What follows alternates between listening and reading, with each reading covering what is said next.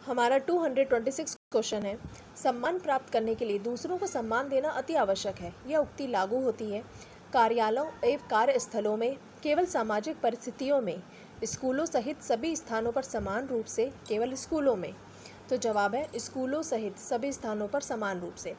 हमारा 227 क्वेश्चन है, शिक्षण व्यवसाय को अपनाने के पीछे निम्न में से एक को छोड़कर सभी कारण हो सकते हैं। समाज सुधार की भावना, स्वयं को एक अच्छे शिक्षक के रूप में स्थापित करने की लालसा, सेवानिवृत्ति के बाद प्राप्त होने वाला लाभ, छात्रों के सर्वांगीण विकास के प्रयास करने की इच्छा।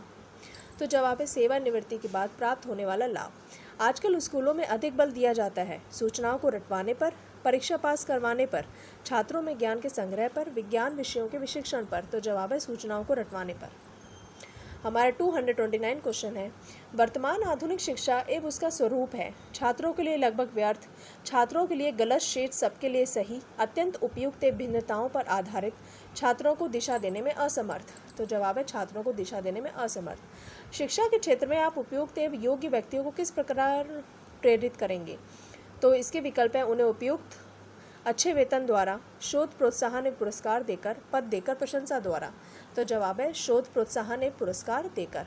हमारा 231 क्वेश्चन है, वर्तमान में किस प्रकार की शिक्षा छात्रों तथा समाज के लिए लाभप्रद है?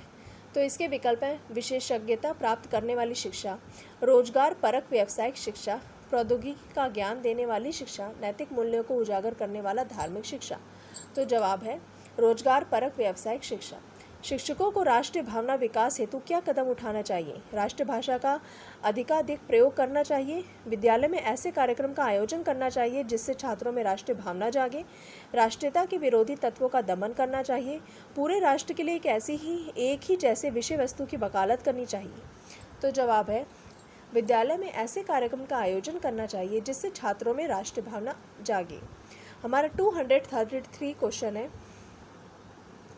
प्राथमिक स्तर तक बच्चों को शिक्षा महिलाओं द्वारा ही दी जानी चाहिए क्योंकि महिलाएं बच्चों को कड़ा दंड नहीं देती, महिलाओं को घरों में बाल मनोविज्ञान का अपेक्षाकृत अधिक प्रत्यक्ष अनुभव होता है, महिलाओं में बच्चे अपनी अपनी माताओं का लक्षण पाते हैं, शिशुओं को महिलाओं से डर नहीं लगता। तो जवाब है महिलाओं को घरों में बाल मनोविज्ञान का अपेक्षाकृत अधिक एक प्रत्यक्ष अनुभव होता है।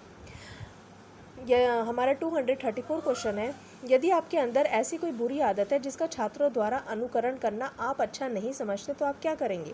कम से कम छात्रों के समक्ष आप उस आदत को नहीं आने देंगे, आप छात्रों को बताते रहेंगे कि ये बहुत बुरी आदत है, आप उस आदत को तुरंत छोड़ देंगे, आप इस पर कोई ध्यान नहीं देंगे। तो जवाब है कम से कम छात्रों के समक्ष आप उस आदत को नहीं आने देंगे। यदि आपको किसी ऐसे स्कूल में प्रधानाचार्य नियुक्त करके भेज दिया जाए जिसकी स्थिति बहुत गिर चुकी है तो इसके विकल्प हैं, यह देखेंगे कि कहाँ सुधार संभव है, सुधार कार्यक्रम पर अध्यापकों से चर्चा करेंगे, सुधार कार्यक्रम के संबंध में पूरे स्टाफ से चर्चा करेंगे, सेक्शन ऑफिसर से वित्तीय समस्याओं पर बात करेंगे। तो जवाब है सुधार कार्यक्रम के संबंध में पूरे स्टाफ से चर्चा करेंगे। हमारा